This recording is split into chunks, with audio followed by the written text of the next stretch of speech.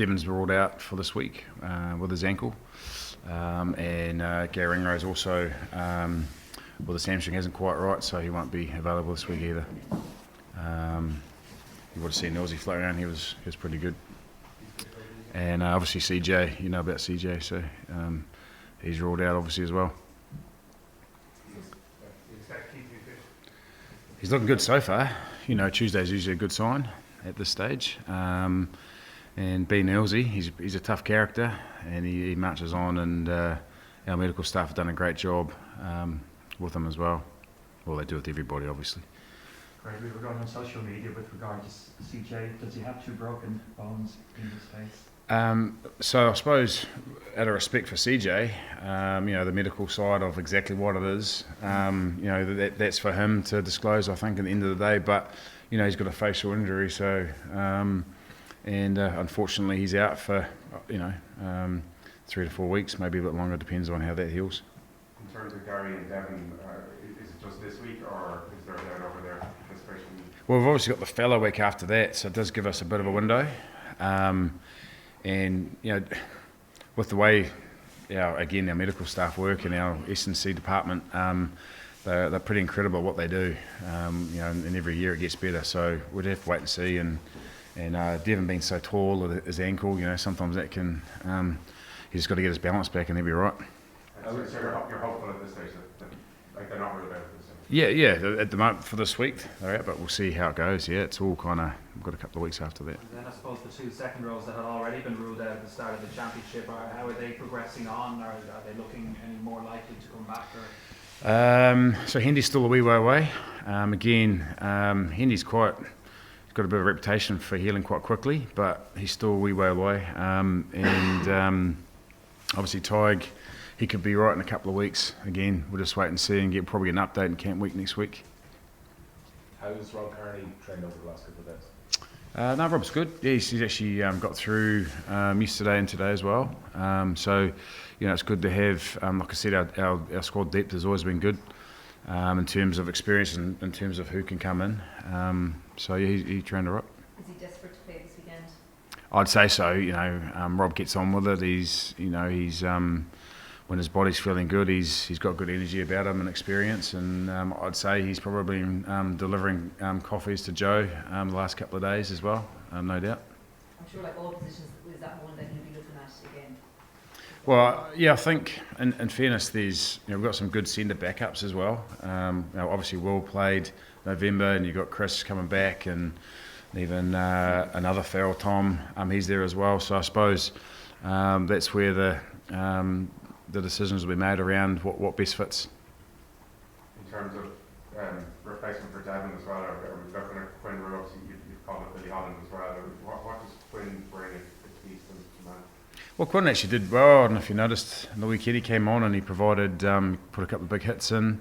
He's been leading the line out in Connacht this year. He's really progressed there. He's matured as a player. He's been in an environment since, South Africa, the South African tour a couple of years ago. And obviously his scrum has always been pretty good, mauling. So I mean, he's, as a tight forward, he ticks a lot of the boxes, and he's been knocking on the door.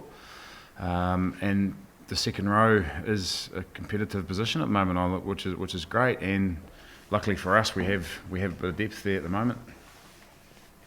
After the weekend, Joe spoke about how disappointing it was that Ireland tend to, or his concern even, should I say, about how slow Ireland tend to start tournaments. Like there was Scotland 2 years ago, there was France last year, although Johnny took it out of the fire, and obviously England there at the weekend. Is there an easy fix to that, or how do you go about making sure that Ireland don't start as slow? Yeah, I wish it's too late now, but I think part of it is just coming back to being Irish, to being Ireland, and playing like we have done. And there's probably parts of the weekend that didn't show it, and it was certainly our focus is, in all due respect, England played well, but we have to turn the page, and we can't undo that, what happened, and all we can do now is focus on our accuracy and our preparation for this week, and that's our sole focus. And the players know as much as what you guys do and what we do, what we need to work on, and you've only got a couple of training runs to cover So you just get what you need to get right done. Greg, there's a Japanese crew here who have links with Japan as well. What bearing does this match have, and what's going to happen later in the year in Japan? I mean, yeah, we've always sort of been, week by week focused, and the Six Nations is a whole different campaign, and obviously what you're talking about is a wee while away, and some people might say that this is a good thing. It's never a good thing for us to lose. No one likes losing, and no one likes getting tries scored against them either. So, there's aspects of what happened on the weekend that we just need to, take the binoculars away and just focus on. Thinking of Scotland. Yeah, exactly. Yeah, Is there bragging rights no, that you can carry out of this? No, I think again, like I said, it's all about now and what happens there. You get a full pre-season in the World Cup. Yeah, you've got games leading up to it, and maybe the start thing is a different prospect in terms of what it is in Six Nations and conditions, and and even having there's a lot of things that go on at the moment this time of the year compared to the World Cup. What did you take from Scotland at the weekend in their win over Italy?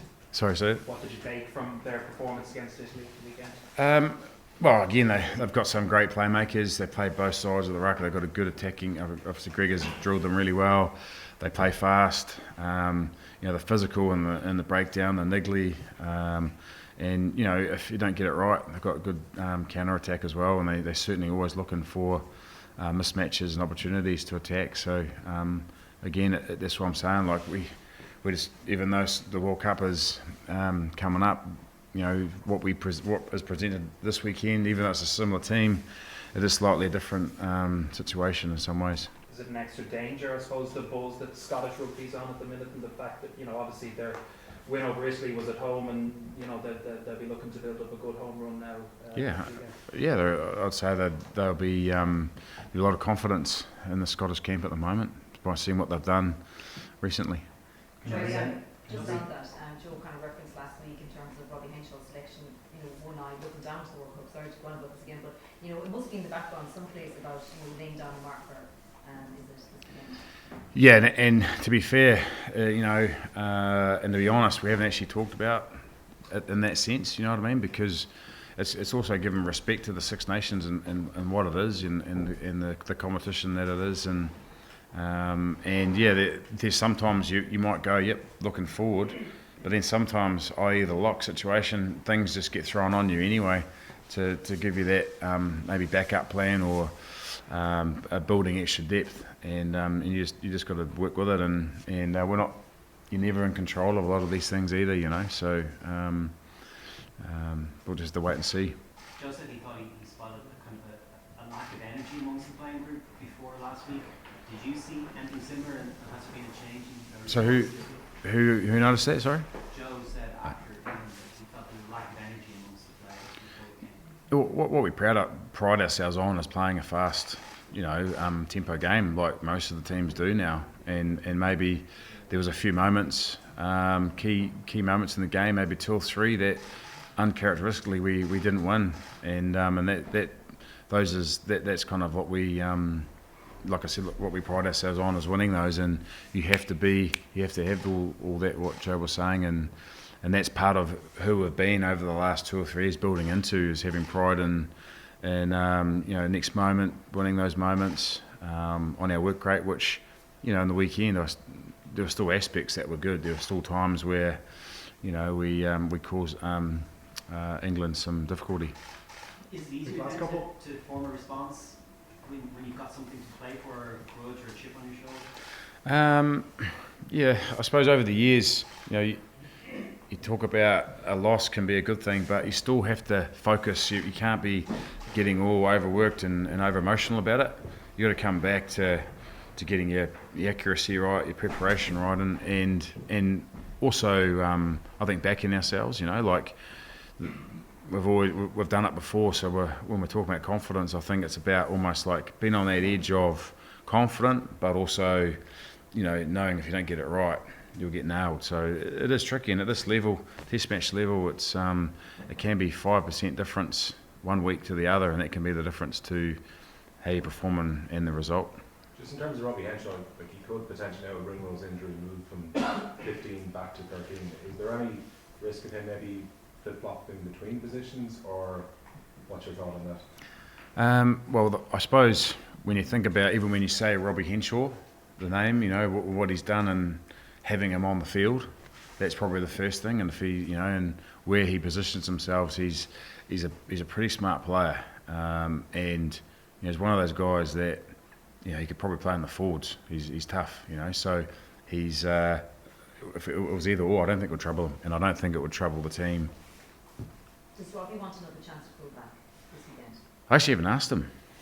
Did you know Yeah, I think, yeah. Just send him a that? text, What's mate. your sense? He's a competitive man. Do you know what I mean? But the beauty about a lot of these guys that, and it's a respect I have for the players, is that they'll do what's best for the team, you know. And if he's told do this, he'll do that 100%, no matter what it is. Now he may question me when it comes to the forwards. Obviously, that's. But I just meant in terms of his mentality. But in terms of what he has to do, he'll just do it, and a lot of guys will do that. He felt Okay, it to guys. be Greg, and you're not Keep picking moving the on. team, but he's a good relationship with Bundy. Yep. Yeah. Obviously. Yeah. Yep. 100%.